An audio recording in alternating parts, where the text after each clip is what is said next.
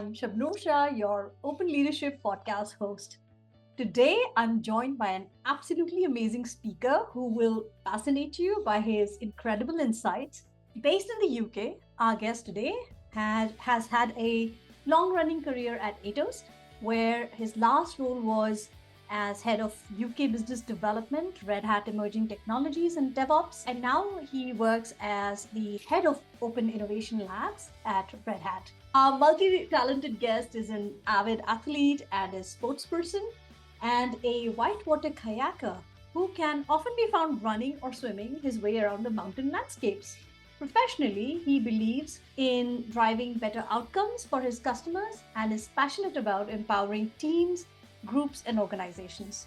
So without any further ado, join me in warmly welcoming Chris Baynham-Hughes. Ta-da! Oh, brilliant. So you've missed your calling. You should have been here. Could have been an announcer. Chris, to me, you are so accomplished that if I had taken the time to include everything in the intro, you wouldn't have a chance to speak. Therefore, sadly, I had to cut the intro short. However, is there anything specific at all that you would like to share with the audience about yourself that I might have missed? Oh no, I think you've embarrassed me enough, actually. So no, it's very kind of you to say. But no, I think that's enough about me for now. Probably we'll get into it. We'll get you a chance to speak. Yes. Okay. No. So for our audience, Chris and I, we got the opportunity to collaborate on everything to do with open and open leadership. When I worked as the product owner for open leadership at Red Hat Open Innovation Labs, that was until December 2023. And there we did some amazing thought leadership work, speaking at events, programs, and, doing sessions together. And, that was the best phase of working with Chris, is because working with Chris is always about having fun. There is never a dull moment with Chris. So I really always remember those moments, Chris, with you. So to set the stage for the discussion, I want to share with our audience that a little bit about open leadership. Open leadership is a mindset and a set of behaviors that anyone can learn and practice. And open leaders think and act in service to another person, another group, the organization, the team, the enterprise, in order to attempt to accomplish something together. Open leaders are people with character who give agency to those around them.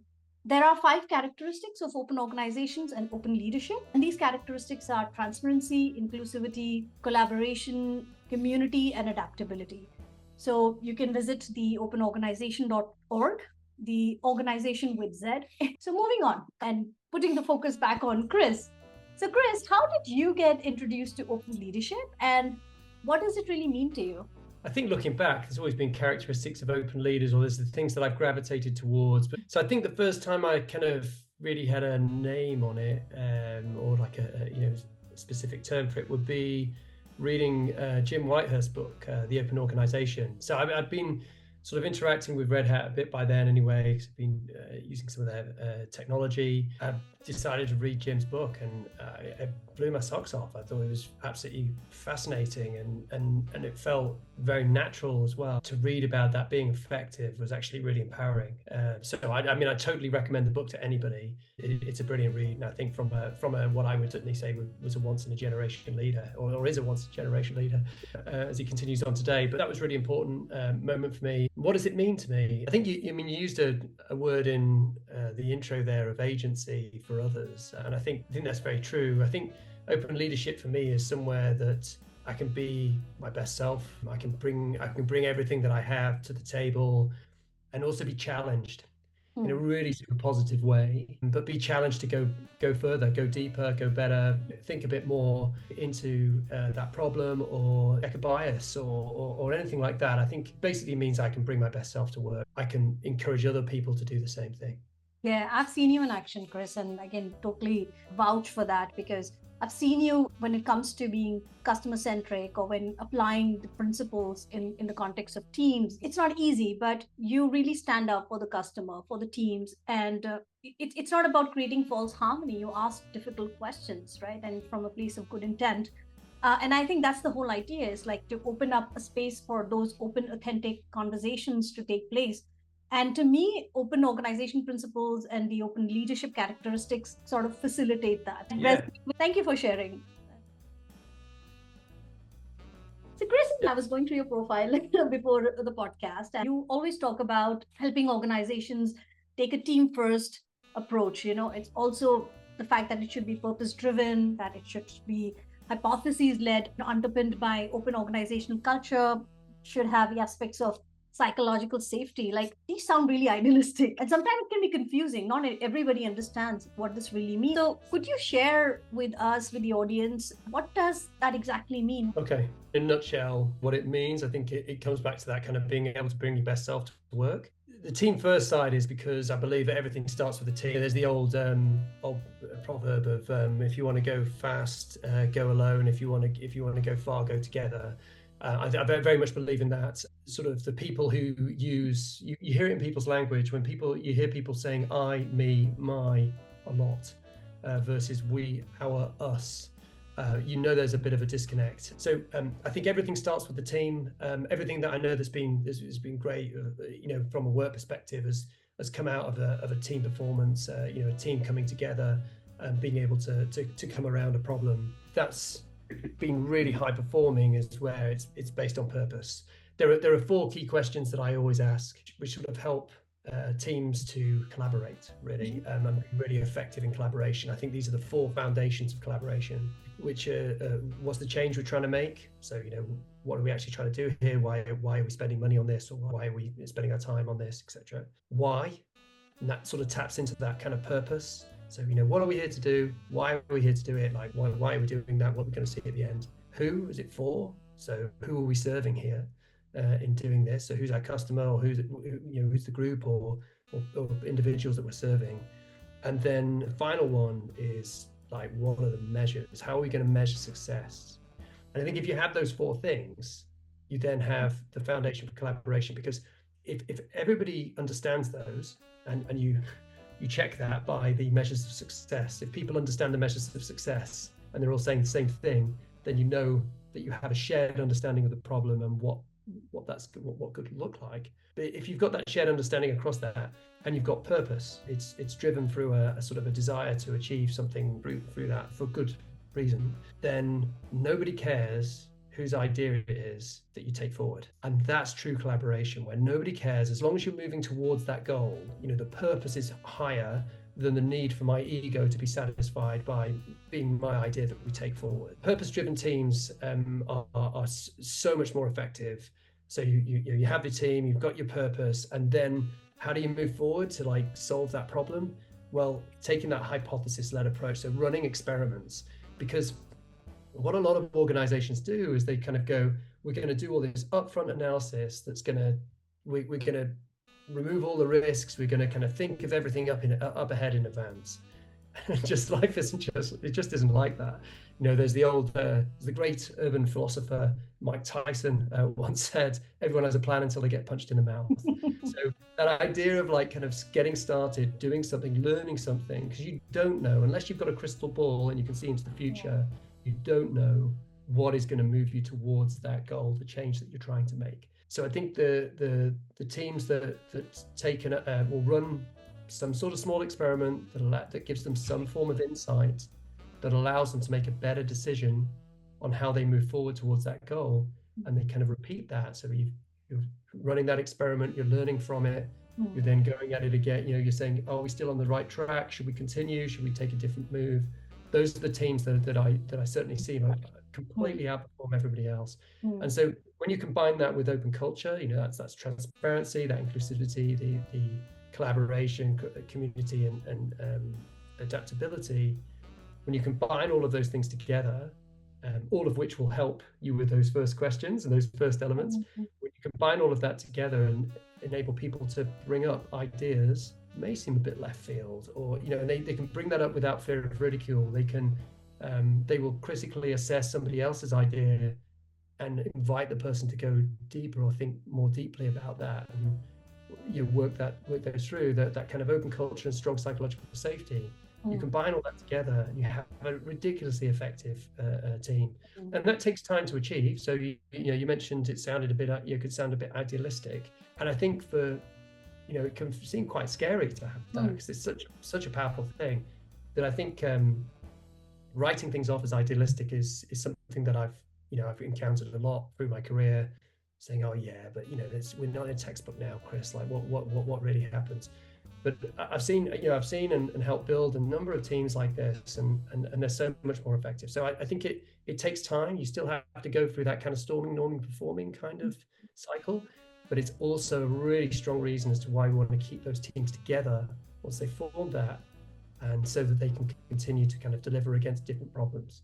Stick with the problem long enough to understand where it is you want to achieve, where you want to get to, and then you can execute on that. Because to be honest, that people talk about being solution focused, and actually I think we need to be a bit more problem focused, because the solutions are easy. Like if you really truly understand the problem, you've stayed in the hard work long enough to truly understand that problem, so that you can define a good answer, then actually the solutions are really simple. So, you just reverse that one, right? Oh my God. yeah, but it is that, we all sort of talk as if it's like a real virtue to be solution focused. Yeah.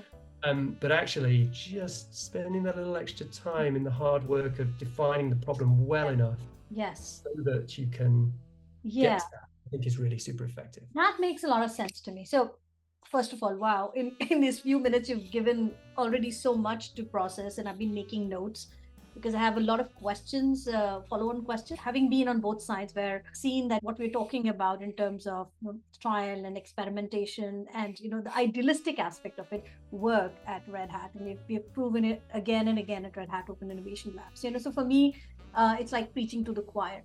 I've also been with organizations who kind of see the whole idealistic piece of it and say, oh, okay, that's great, let's get down to work. It's like, okay, we need to move fast, because speed tends to overtake outcomes. And it's also to do with the need to rush, the need to get things fast. But also there's an element of what you mentioned about, a little bit of aspect of ego, right? Like, I have an idea, I just want to go implement that idea. But often leaders and organizations tend to forget that if you're alone in that race, yeah, it makes sense, right? If it's a sprint, you do it alone, that's fine. But if you have to take teams, people, and the entire organization along, you have to invite participation. Even before that participation happens, you have to create clarity, and you have to keep on doing it on a regular basis. And if you don't do that, it's you leave people behind, or the whole process or the whole journey can go in multiple directions, which becomes hard to get back into control. I love what you said about, first of all, I was like a little surprised when you said, okay, we need to be more problem focused and solution focused, because there is always this shift happening, right? There is a phase when we say, let's be problem focused. Then there is this idealistic phase of being solution focused, and it's a little virtuous. And then we go back again. But I loved it that you said that we do need to spend time defining and understanding the problem. And to me, it also means it's not only about the problem, but what are the outcomes we are trying to achieve? And often we don't do that. So you mentioned something about the best self approach. The challenge, or maybe, the issue with that is like, everybody has a different version of best selves, right? So could you give or share a little bit of perspective on what this best self approach really means? Oh, sure. So what I mean when I can bring my best self is where I feel like my contributions and I'm respected by the team for what they are. That they're kind of challenged. Dissent is really good. So when somebody says, hey, I've got a great idea, we should do this, within a team, having a team dynamic where somebody has to dissent against that. We haven't practiced dissent cards where you do that. So, and it's not you that's dissenting, it's the card that forced you into it. So that way it kind of gets away from that feeling of I'm being the negative one or something like that. But having that dissent and having someone say, yeah, but what if this, even if they agree with it, like just sort of challenging it, just poking around at those ideas, but doing that in a way that it allows you to sort of think deeply rather than, and keep it professional rather than personal. I think that's where you get the best out, where I'm empowered, where I've got clarity of the purpose and the mission of sort of what we're going to. And I think a lot of people talk about clarity, but I wonder how many actually have it. When you sort of say, well, have you got clarity right now about what it is that what the mission is? And when they start going, well, yes, it's, and they start being vague, right? The other one is even when you have leaders who go, we are crystal clear on it. And you go, okay, really, how many levels or how far or points of separation from your daily contacts that are involved in this mission, how many of them would be able to recite it like that as to what it is? So I think being honest with yourselves around this things. But yeah, I'm drifting off into clarity. I think when people are able to bring their ideas, feel like their ideas are going to be respected, accepted, or certainly not ridiculed. You expect challenge, and you expect that you can positively challenge other people, and that everybody is clear around going on that purpose. The ego is sort of lost. That's where you get to that ultimate. And obviously, all of this is a varying scale, right? Yeah. So you have some teams that have been together for a long time and really have that, or are in a certain degree of pressure, or really very, very focused around that purpose. Those teams are sort of at the more extreme end where you see real high performance, but it also can be a struggle to maintain because purpose dips and wanes, and people's connection with that purpose can dip and wane.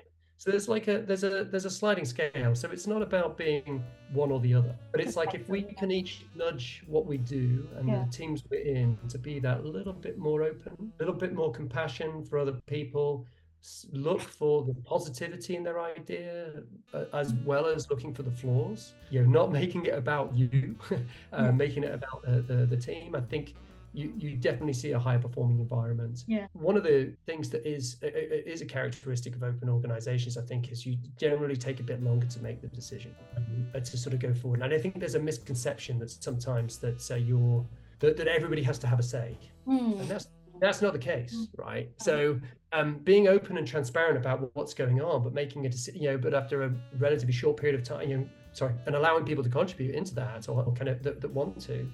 But after a relatively short period of time, saying, okay, based upon what we know right now, this is what we're going to do to go forward. Taking action is super positive. And people who are used to working in that kind of open environment will very much focus on that and crack on with it. They'll still raise issues on the side, and they will still try and make it, but it's from a feeling of trying to make things better, trying to improve, like genuinely trying to improve daily. And that can be quite tiring as well, right? But what you see with open organizations, and certainly what I saw at Red Hat, is once we make a decision, boy, are we quick.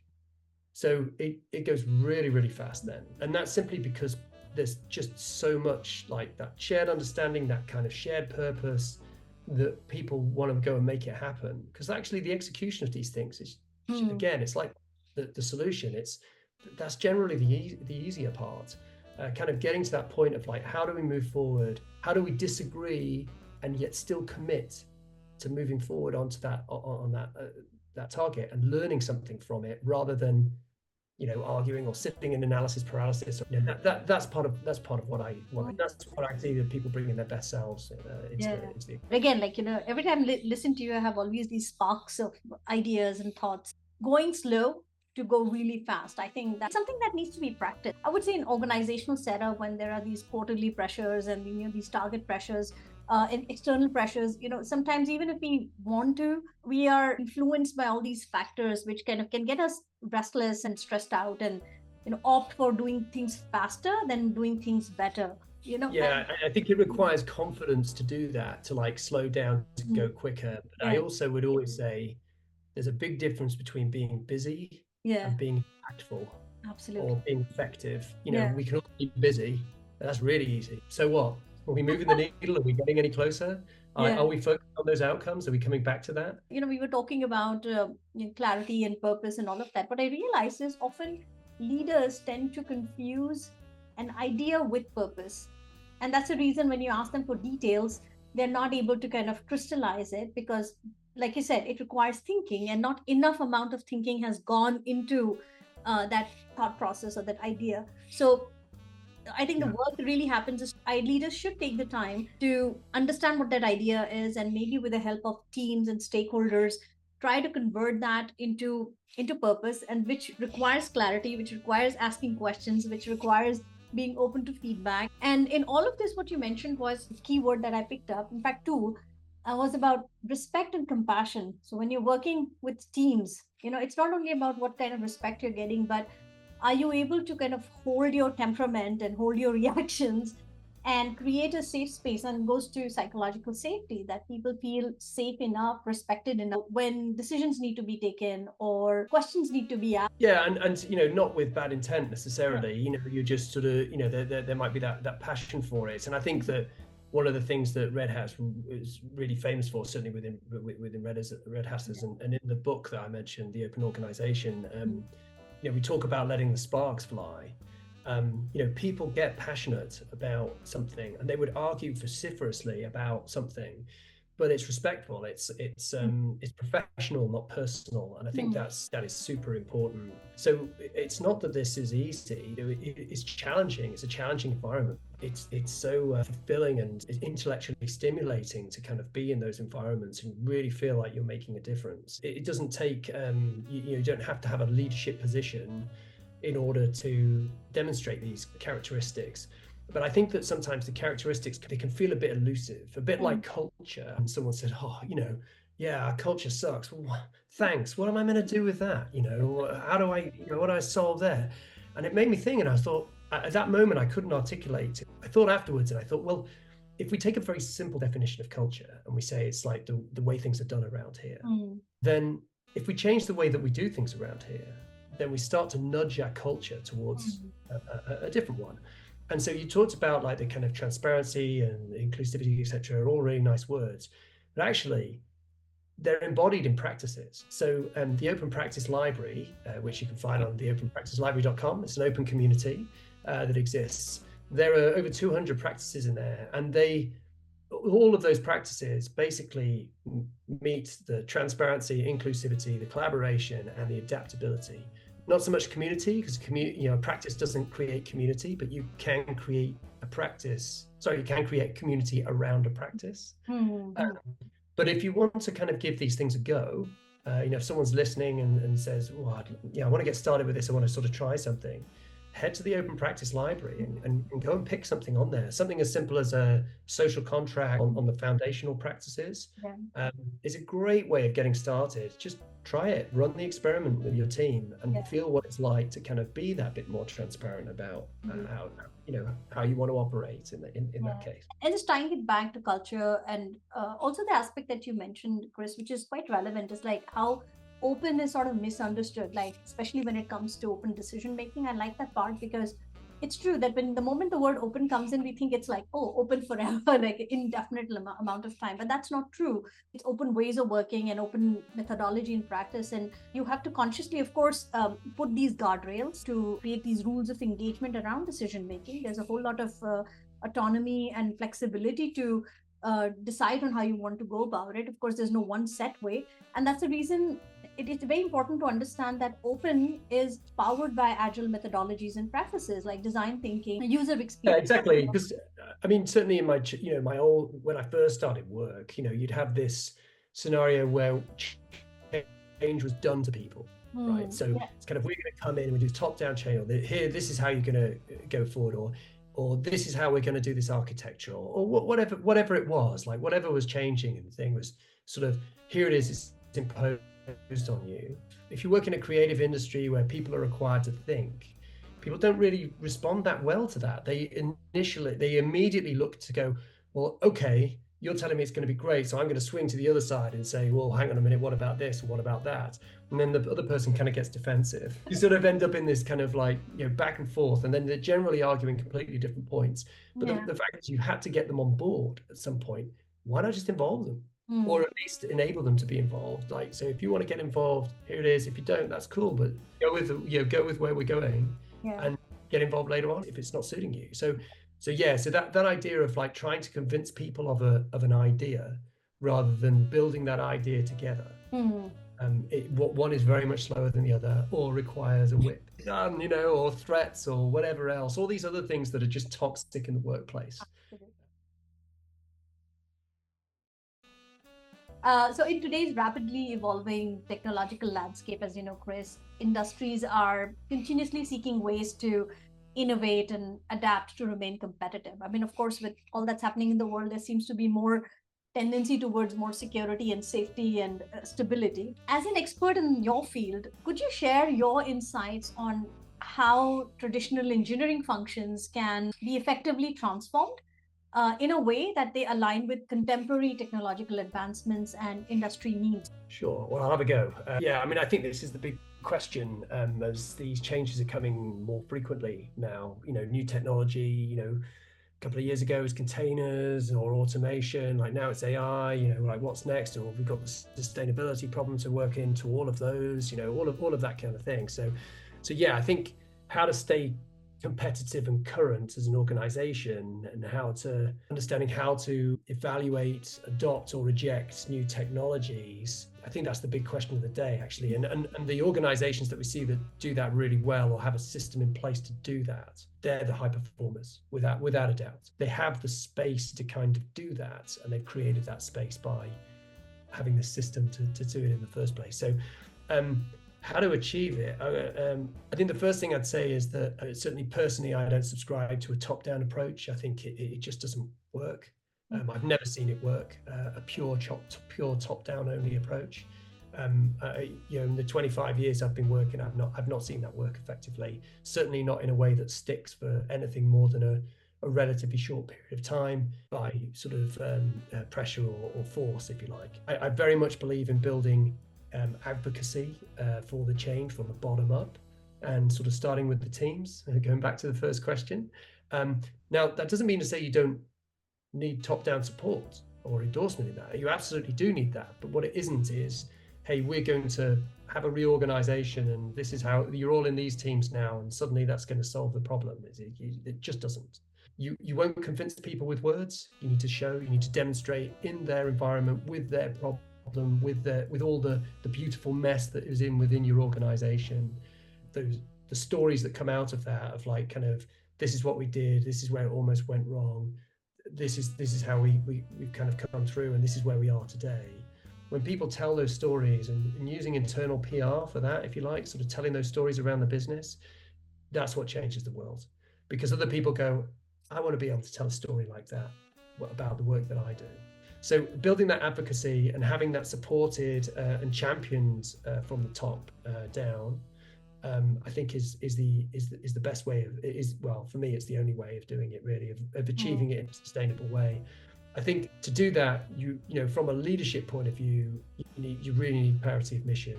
I think stories of like open, transparent leadership, I think the clarity of mission really kind of enables that intent-based leadership.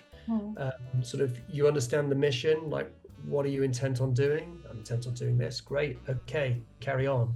This is sort of very much championed by David Marquet.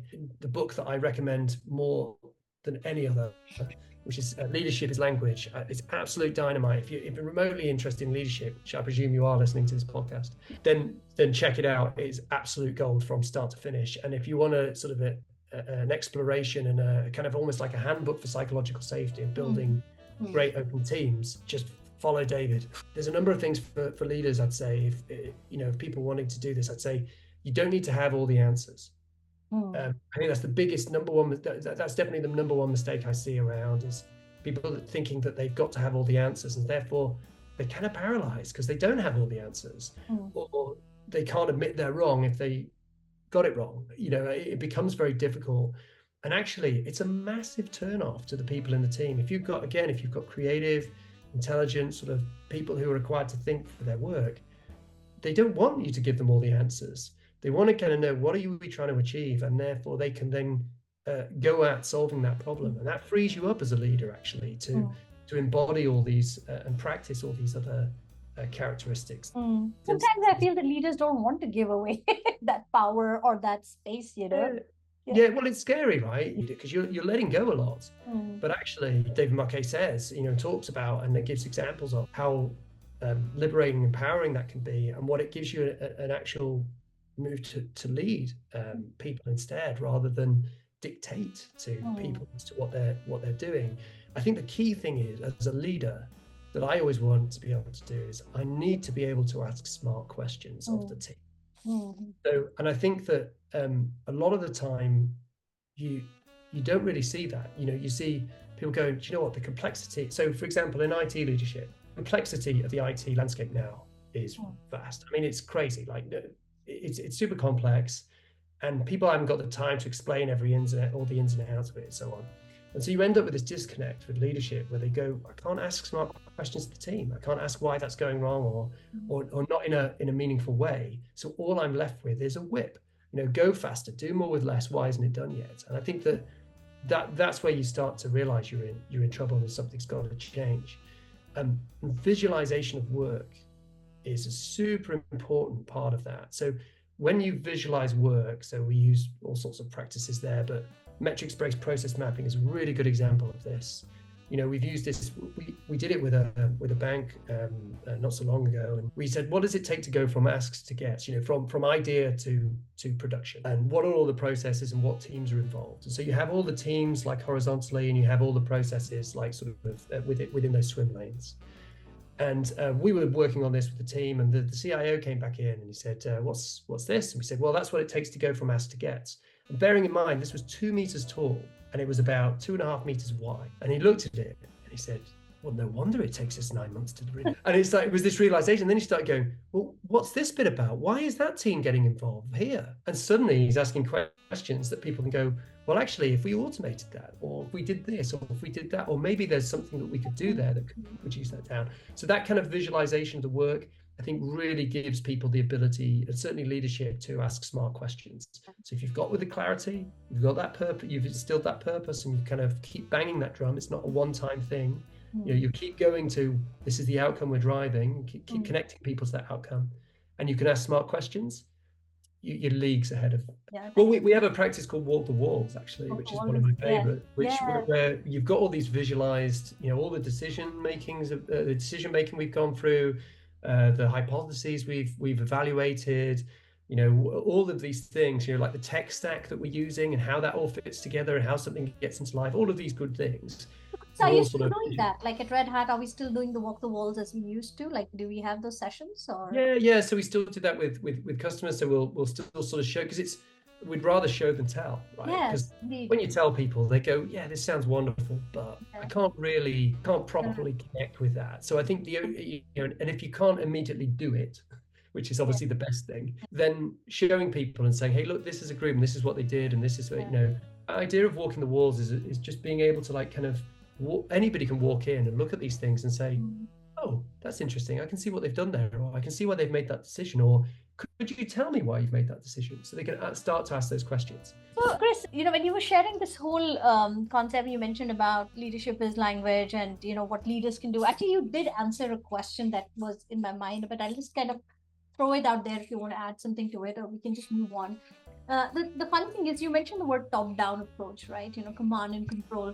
So what we're seeing is that despite enough evidence, enough research, enough confirmations from experts and practitioners like yourself as to why organizations need to behave differently, take decisions differently. Maybe say like in practice more of open leadership and open organization principles, but we are finding this whole shift, where we seem to be like sort of sliding back or lapsing back into being those traditional organizations, being command and control. I was expecting that we'll be moving forward towards into the 21st century after like this open source movement and open ways of working in knowledge economy. Things would be very different, but we seem to have regressed into sort of scientific management style of leading and managing. And I'm just wondering, do you see a way forward? Like, do you think that even now principles of open hold strong and true, and whether organizations are ready to embrace these ways of working? That's a great question. I think from my perspective, I wouldn't be willing to work in an organization that wasn't open with this. I think once you've experienced it, there's no way that you'd sort of entertain going back, unless, sorry, that sounds very privileged, doesn't it? Well, people have to pay the bills, right? So don't want to get too political on this, but essentially, when you've got rising inequality across society, that pushes people into a position where they might have to accept a different style of leadership and put up with it because they've got to put food on the table. Needs that need to be met first before their own personal needs, in that sense. So I sort of say this from a position of privilege, I guess, really, that I wouldn't want to work in any other environment that you can't go back. I think that, and in fact, actually, that inequality, that rising inequality, and like the fall in living standards that we've seen over the last few years, especially around like post-COVID and all the rest of it, I think that probably plays into some of that kind of command and control style approach, and this kind of rise of the cult of personality from the leadership thing, which I just find quite ridiculous, especially with some of the personalities involved. But I think there's a comfort factor that comes along with kind of traditional styles of leadership, or that more sort of command and control. And I think when you're in an age of uncertainty, if you're in a sea of uncertainty, grabbing onto anything that's certain can be quite appealing. But I still think those organizations will not be as effective, and they will struggle to compete with other organizations that take a different approach. So I think that a lot of that is kind of fear-driven, or it's like kind of status-driven or ego-driven. And it very much sits into the kind of I, me, my style of culture. So this idea that that knowledge is power, and you form relationships that are hub and spoke. I'll speak to you and I'll speak to someone else, but I wouldn't connect you to, because that's me, because I need to know the knowledge. I need to be the knowledge hoarder in between us. These are very sort of old practices, very limiting practices. And when people move to the sort of we, our, us, and start building networks instead of these kind of hub and spoke didactic relationships, it's hugely beneficial. But it's a really big leap, especially because from our educational perspective and all the rest of it, we're taught that you act as an individual. No one's going to do your exams for you.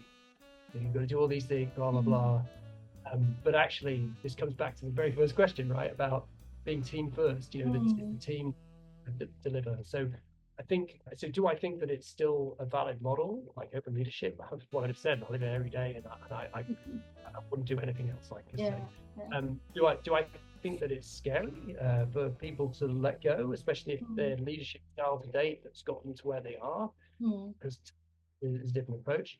Yeah, sure, but discomfort is where the growth is. Where growth happens. If you want to just stay being stuck in the same place, the same sort of level of possible achievement, then keep doing what you're doing. No, thank you for saying that. No, I really appreciate it, because like I said, for me, doing this podcast and staying connected with open organization, open leadership, the journey started with when I was at Red Hat, but to me, this was not just a fad. It's not just something that we do. I truly believe that there is depth in the principles. Open source speaks for itself, right? So, open leadership and open organization is actually drawn from the open source development model. And the reason I want to keep that conversation alive and have people like you who are on the field, working, experiencing, living day in and day out aspects of open leadership and open organizations, because I don't want to talk about it as just a nice concept, as a nice philosophy. My aim is for, if we can get to a point when organizations and leaders start understanding that open organization principles and open leadership helps you innovate better. It helps you engage your customers better. That leads to better satisfaction. It creates to better product development. It gets to, hey, let's be honest, it gets organizations to get that profitability and that revenue and those metrics you're aiming for. Because in fact, by not opting for open ways of working, you're taking a much longer, frustrating road. It's like disengaging your people, spoiling the culture, where you have a faster, easier way. It might seem long. It's just like about that speed, going slow to go fast. Probably I'll keep drumming that drum till the time, this message gets out. We're seeing examples of that, right? I mean, to me, all the work we did at Red Hat Open Innovation Labs was exactly about helping organizations be successful. Yeah, and we genuinely change people's lives. Yes. Get out of bed in the morning, right? That's the change for me. Like, when you see the penny drop, yes, or you hear somebody talk about it, and talk about the impact, and you genuinely have changed their life. Yes. And I know that sounds grand and all sort of yeah, goosebumps, right? genuinely happens, it's genuinely happening. I think also the other thing that I would say is, when you look at the organizations that have become really big. They've become really big because there's been all this creativity and like different ideas, and they've been given space to thrive. So even though we might have these, we have these sort of billionaires who sort of sit at the top of that and so on, and some of them have very questionable traits or leadership styles. But if you look at like how they've kind of got to that point, there's clearly been a lot of openness to new ideas and freedom to actually take those ideas forward and see, make them work within the context. So I think I'd say there are plenty enough examples out there of where this thrives, and it's not done through one person, one set of ideas, just drag that through on other people. That's not. It simply wouldn't attract people. Television. So, I think it's something to be careful of. I think some of the other criticisms I hear are things like, when we talk about being hypothesis led or running experiments, things like that, or sort of failing fast. These are some of the sort of the catchphrases of the industry. Well, but actually, people are hearing in like a negative things, whereas I'm seeing like learning, I'm seeing growth and learning in there. I think the key things that's often forgotten is that tolerance for failure can only happen sustainable. It can only happen sustainably if there's a reduction in the tolerance for increase. So tolerate failure because you're learning something, you're moving forward. If you're failing just because you're rubbish, and that's what. If you're failing, the idea didn't turn out to be the right one. You learned something from it, then that's progress. Like you're moving towards actually building product that building the thing that people care about. They're going to tell all their friends about, or they're going to kind of push. So, that tolerance for failure going up is accompanied by a lower tolerance for incompetence. If we're failing just because we're poorly executing, then that isn't acceptable to people. I think people, there are some of these sort of paradoxes that, or like kind of trade-offs that the people that recognize when they hear the fair statement and where we need to fail fast, or whatever. Especially in things like when you say, well, public money, we can't fail. Like we're failing all the time. Or like all these. I don't mean that as in. I mean, they'll go. We have to go through this project and go through. That project isn't going to deliver what you need it to. That's a so false fallacy. It's like saying we've got to carry on because we've already spent some money, rather than sort of stop. What's worse, like a failure of like maybe not making a decision, or like to do something, and sitting in analysis paralysis and staring into your crystal ball for 6 months, or failing by trying to deliver something, learning from it in a way that allows you to actually get to the place. That's the outcome. Yeah. So I think it's these perceptions over some of these things really. Yeah.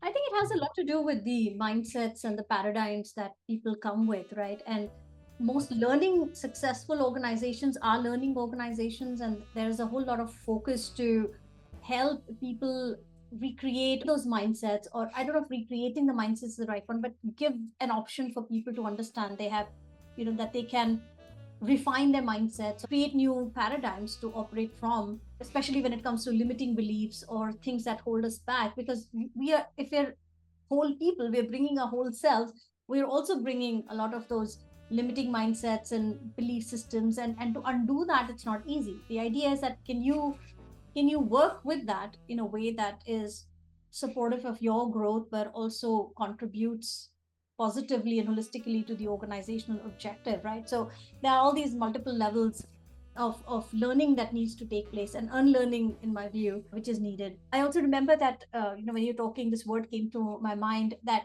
for an organization or a team to be open, it doesn't have to be from one point to another. Remember, we used to talk about, I think we probably do internally at Red Hat even more now, it's like about the degrees of openness, right? It's a journey, and there are so many organizations that we worked with, Chris, when we were together, that were like highly regulated, and we were bringing in aspects of open ways of working. Enabling constraints are really important there as well. So that's again another thing where people hear the word constraints and think of that in a negative way. But enabling constraints are really important. So if you have to work within certain framework of legislation or regulation or something like that, Or even just saying, hey, look, you can choose from anything as long as it's on this board.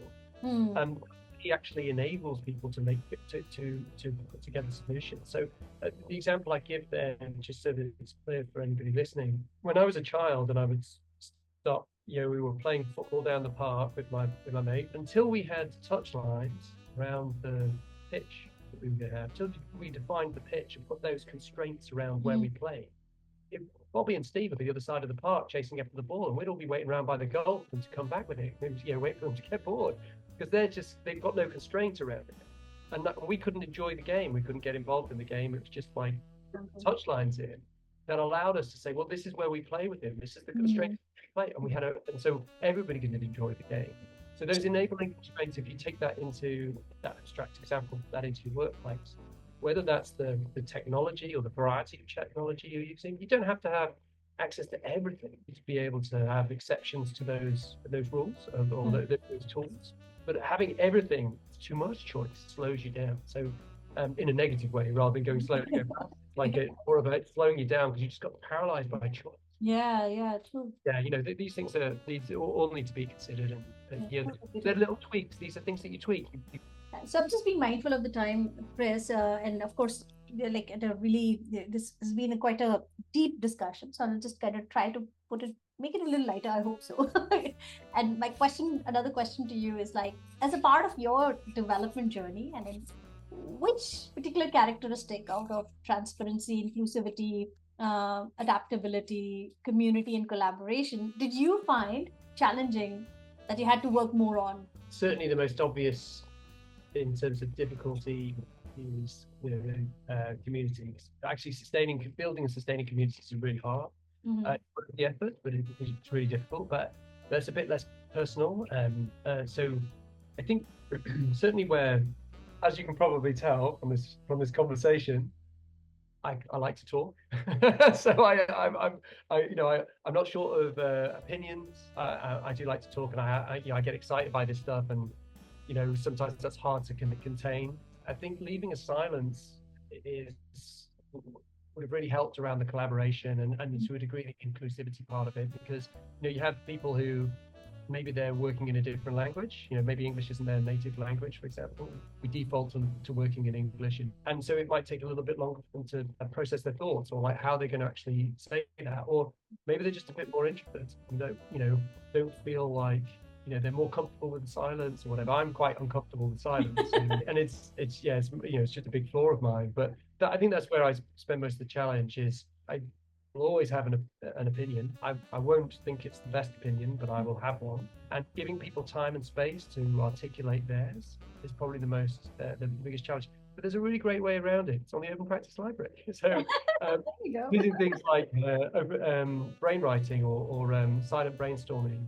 Basically, the two most important tools of collaboration: a Sharpie and a Post-it. Yeah, you bet. Able to write that in, whether you're doing it on Miro or whether writing it on, and doing it physically on like Post-its. Giving people time to put their ideas down and then just seeing what's up there and discussing that as a group. It's hugely effective, and it stops that kind of natural dominance that some people will live. They're just a bit less comfortable with the silence.